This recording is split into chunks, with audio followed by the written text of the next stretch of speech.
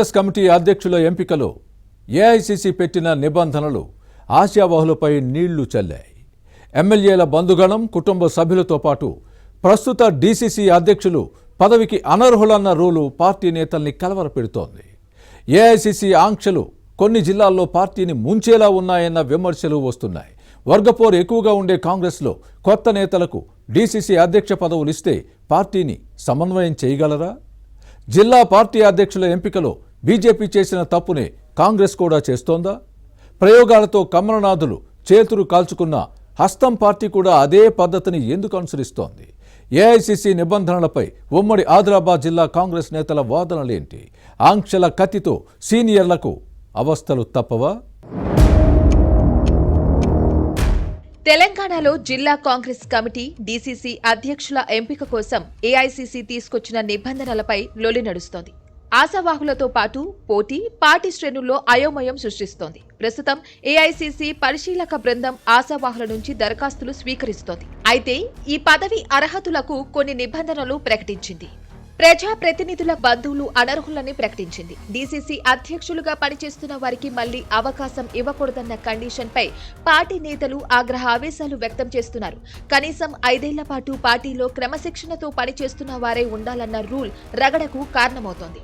అర్హత లేని దరఖాస్తులను పక్కన పెట్టేస్తామని ఏఐసీసీ ప్రకటించడంతో ఆశావాహుల్లో అయోమయం నెలకొంది. ఎస్సీ, ఎస్టీ, బీసీ, మైనారిటీలు, మహిళలకు ప్రాధాన్యత ఉంటుందని ప్రకటించింది. అయితే ఈ నిబంధనలతో సమర్థుల ఎంపిక సాధ్యం కాని పరిస్థితి నెలకొంది. కాంగ్రెస్ అధికారంలో ఉండడంతో డీసీసీ అధ్యక్ష పదవులపై చాలా మంది ఆశలు పెట్టుకున్నారు. పోస్టు దక్కితే జాక్పాట్ కొట్టేసినట్టేనని భావిస్తున్నారు. మంత్రులు, ఎమ్మెల్యేలు, ఎంపీలు, ఎమ్మెల్సీలతో పాటు నేతల్లో ప్రత్యేక గుర్తింపు ఉంటుంది. ప్రభుత్వంలో పలుకుబడి పెరుగుతుంది. స్థానిక ఎన్నికల్లో అభ్యర్థుల ఎంపిక, టికెట్ల పంపిణీలో డీసీసీ అధ్యక్షులదే పాత్ర కీలకం. దీంతో ఈ పదవికి మరింత ప్రాధాన్యత సంతరించుకుంది. ఈ నేపథ్యంలో ఎవరికి వారు అధ్యక్ష పదవి కోసం దరఖాస్తు చేస్తున్నారు. అసలే కాంగ్రెస్ లో అంతర్గత ప్రజాస్వామ్యం ఎక్కువ. ఈ క్రమంలో అన్ని వర్గాల నాయకులు, కార్యకర్తలను కలుపుకుని వెళ్తే ఆర్థిక అంగబలం ఉన్న నేతల అవసరం ఉంది. అయితే ఏఐసీసీ నిబంధనల ప్రకారం అలాంటి వారు దొరకడం అంత సులువు కాదన్న అభిప్రాయాలు వ్యక్తమవుతున్నాయి. ఉదాహరణకు ఆదిలాబాద్ లో 2 ఏళ్ల క్రితమే జిల్లా పార్టీ అధ్యక్ష పదవి ఖాళీ అయ్యింది. అప్పటి నుంచి ఎవరిని నియమించలేదు. ఇక నిర్మల్ జిల్లాకు శ్రీహరిరావు, మంచిర్యాలకు కొక్కిరాల సురేఖ, ఆసిఫాబాద్ జిల్లాకు విశ్వప్రసాద్ అధ్యక్షులుగా కొనసాగుతున్నారు. వీరి స్థానంలో కొత్త వారిని నియమించేందుకు అధిష్టానం కసరత్తు చేస్తోంది. ఆదిలాబాద్ అధ్యక్ష పదవి కోసం కంది శ్రీనివాస్ రెడ్డి, ఆడే గజేందర్, కోకా గణేష్ రెడ్డి, బొరంజు శ్రీకాంత్ రెడ్డి రేసులో ఉన్నారు. నిర్మల్ డీసీసీ అధ్యక్ష స్థానం కోసం సిట్టింగ్ ప్రెసిడెంట్ శ్రీహరిరావు మరోసారి పదవి ఆశిస్తున్నారు. నిబంధనల ప్రకారం రెండోసారి ఈ నేతకు అవకాశం దక్కదు. దీంతో కాంగ్రెస్ సీనియర్లు పత్తిరెడ్డి రాజేశ్వర్ రెడ్డి, ఎంబడి రాజేశ్వర్, ఆనందరావు పటేల్ రేసులో ఉన్నారు. ఇక మంచిర్యాల జిల్లా కాంగ్రెస్ కమిటీ అధ్యక్షురాలు కొక్కిరాల సురేఖ మరోసారి పదవిలో కొనసాగాలన్న ఆకాంక్షతో ఉన్నారు. కష్టకాలంలో పార్టీని నిలబెట్టారన్న పేరుంది. కానీ ఏఐసీసీ నిబంధనలను అమలు చేస్తే కొక్కిరాల సురేఖకు అవకాశం దక్కదు. ఈ క్రమంలో సీనియర్ నేతలు కేవీ ప్రతాప్, రఘునాథ్ రెడ్డి, మత్తమారి సూరిబాబు పదవిని ఆశిస్తున్నారు. ఇక ఆసిఫాబాద్ జిల్లా ప్రస్తుత డీసీసీ అధ్యక్షుడు విశ్వప్రసాద్ రావుకు పార్టీ ప్రకటించిన నిబంధనల ప్రకారం మరోసారి అవకాశం లేకుండా పోతుంది. దీంతో సుదీర్ఘకాలంగా పార్టీలో ఉన్న రాచకొండ శ్రీవర్ధన్, అనిల్ గౌడ్ డీసీసీ అధ్యక్ష పదవి కోసం పోటీ పడుతున్నారు. వీరిలో బీసీ సామాజిక వర్గ నేత అనిల్ గౌడ్ కు ప్రాధాన్యత దక్కే అవకాశం కనిపిస్తోంది. ముఖ్యంగా 5 ఏళ్ల నిబంధనతో పార్టీలో ద్వితీయ శ్రేణి, మండల స్థాయి నాయకులు కూడా జిల్లా కాంగ్రెస్ అధ్యక్ష పదవి కోసం దరఖాస్తు చేస్తున్నారు. దీంతో ఆశావాహుల జాబితా అంతకంతకు పెరుగుతోంది.